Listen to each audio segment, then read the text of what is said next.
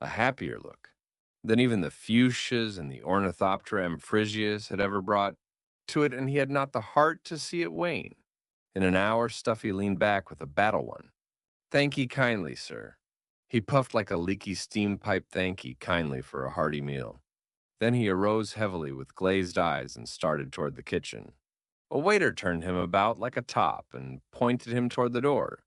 The old gentleman carefully counted out 1.30 in silver change, leaving 3 nickels for the waiter. They parted as they did each year at the door, the old gentleman going south, Stuffy north. Around the first corner, Stuffy turned and stood for 1 minute. Then he seemed to puff out his rags as an owl puffs out his feathers and fell to the sidewalk like a sun-stricken horse. When the ambulance came, the young surgeon and the driver cursed softly. At his weight, there was no smell of whiskey to justify a transfer to the patrol wagon, so Stuffy and his 2 dinners went to the hospital. There they stretched him on a bed and began to test him for strange diseases with the hope of getting a chance at some problem with the bear steel. And lo, an hour later, another ambulance brought the old gentleman. And they laid him on another bed and spoke of appendicitis, for he looked good for the bill. But pretty soon one of the young doctors met one of the young nurses, whose eyes he liked, and stopped to chat with her about the cases. That nice old gentleman over there now, he said, you wouldn't think that was a case of almost starvation. Proud old family, I guess. He told me he hadn't eaten a thing for 3 days. There is one day that is ours. There is one day when all we Americans who are not self-made go back to the old home to eat saleratus biscuits and marvel how much nearer to the porch the old pump looks than it used to. Bless the day President Roosevelt gives it to us. We hear some talk of the Puritans, but don't just remember who they were. Bet we can lick 'em anyhow if they try to land again. Plymouth Rocks, well, that sounds more familiar. Lots of us have had to come down to hens since the Turkey Trust got its work in. But somebody in Washington is leaking out advance information to him about these Thanksgiving proclamations. The big city east of the cranberry bogs has made Thanksgiving Day an institution. The last Thursday in November is the only day in the year on which it recognizes the part of America lying across the ferries. It is the one day that is purely American. Yes, a day of celebration, exclusively American.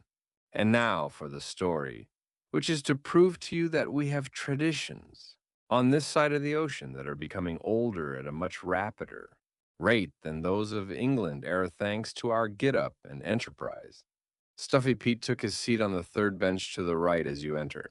Union Square from the east, at the walk opposite the fountain. Every Thanksgiving Day for 9 years, he had taken his seat there promptly at 1 o'clock. For every time he had done so, things had happened to him Charles Dickensy, things that swelled his waistcoat above his heart, and equally on the other side. But today, Stuffy Pete's appearance at the annual trysting place seemed to have been rather the result of habit than of the yearly hunger, which, as the philanthropists seem to think, afflicts the poor at such extended intervals. Certainly, Pete was not hungry. He had just come from a feast that had left him of his powers barely those of respiration and locomotion. His eyes were like 2 pale gooseberries firmly embedded in a swollen and gravy-smeared mask of putty. His breath came in short wheezes. A senatorial roll of adipose tissue denied a fashionable set to his upturned coat collar. Buttons that had been sewed upon his clothes by kind Salvation fingers a week before flew like popcorn, strewing the earth around him. Ragged he was, with the split shirt front open to the wishbone, but the November breeze, carrying fine snowflakes, brought him only a grateful coolness. For Stuffy Pete was overcharged with the caloric produced by a super bountiful dinner, beginning with oysters and ending with plum pudding, and including, it seemed to him, all the roast turkey and baked potatoes and chicken salad and squash pie and ice cream in the world. Wherefore he sat gorged and gazed upon the world with after-dinner contempt. The meal had been an unexpected one. He was passing a red brick mansion near the beginning of Fifth Avenue, in which lived two old ladies of ancient family and a reverence for traditions. They even denied the existence of New York and believed that Thanksgiving Day was declared solely for Washington Square. One of their traditional habits was to station a servant at the postern gate with orders to admit the first hungry wayfarer that came along after the hour of noon had struck and banquet him to a finish. Stuffy Pete happened to pass by on his way to the park, and the seneschals gathered him in and upheld the custom of the castle.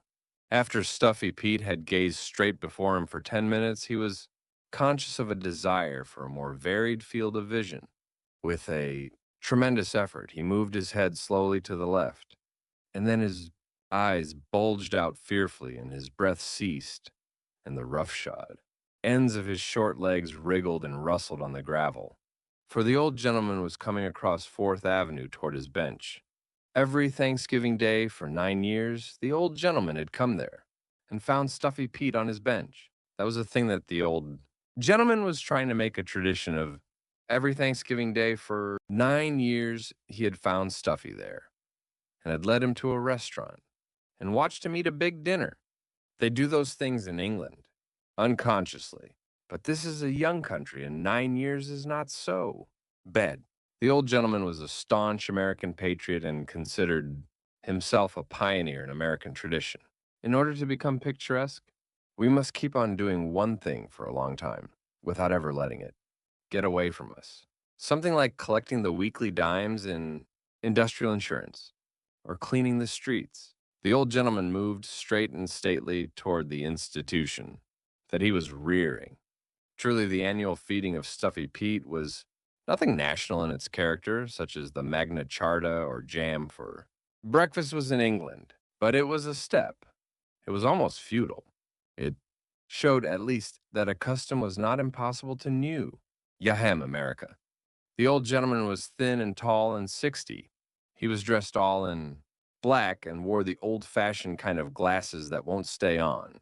Your nose. His hair was whiter and thinner than it had been last year, and he seemed to make more use of his big, knobby cane with the crooked handle.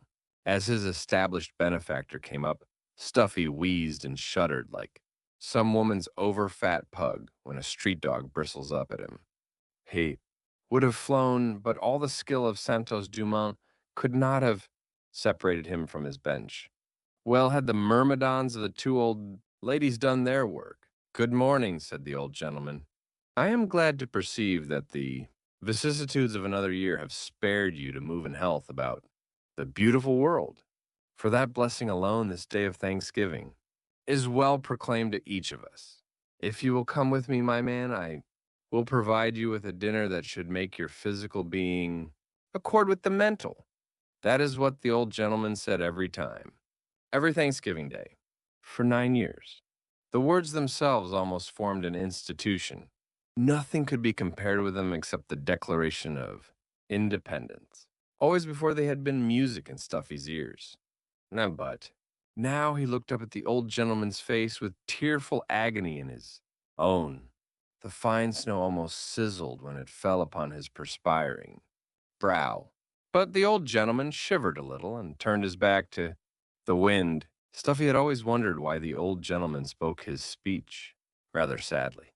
He did not know that it was because he was wishing every time that he had a son to succeed him.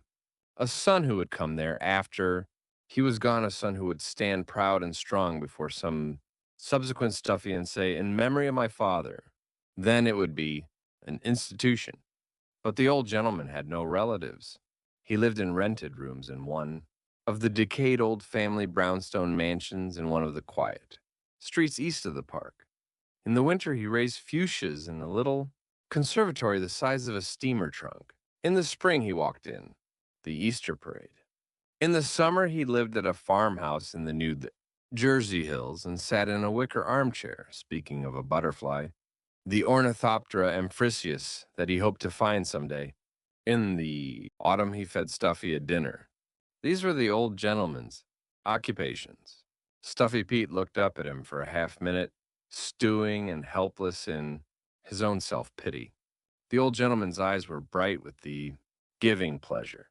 His face was getting more lined each year, but his little black necktie was in as jaunty a bow as ever, and the linen was beautiful and white, and his gray mustache was curled carefully at the ends. And then Stuffy made a noise that sounded like peas bubbling in a pot. Speech was intended, and as the old gentleman had heard the sounds 9 times before, he rightly construed them into Stuffy's old formula of acceptance.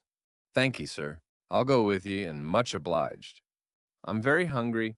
Sir, the coma of repletion had not prevented from entering Stuffy's mind the conviction that he was the basis of an institution. His Thanksgiving. Appetite was not his own. It belonged by all the sacred rights of established custom, if not by the actual statute of limitations to this kind old gentleman who bad preempted it. True, America is free, but in order to establish tradition, someone must be a repetent A, repeating decimal. The heroes are not all heroes of steel and gold. See, one here that wielded only weapons of iron, badly silvered, and tin. The old gentleman led his annual protege southward to the restaurant, and to the table where the feast had always occurred. They were recognized. Here comes the old guy, said a waiter. Dat blows dat same bum to a meal every Thanksgiving. The old gentleman sat across the table, glowing like a smoked pearl at his cornerstone of future ancient tradition. The waiters heaped the table with holiday food and Stuffy, with a sigh that was mistaken for hunger's expression, raised knife and fork and carved for himself a crown of imperishable bay. No more valiant hero ever fought his way through the ranks of an enemy. Turkey, chops, soups, vegetables, pies disappeared before him as fast as they could be served, gorged nearly to the uttermost when he entered the restaurant. The smell of food had almost caused him to lose his honor as a gentleman, but he rallied like a true knight. He saw the look of beneficent happiness on the old gentleman's face,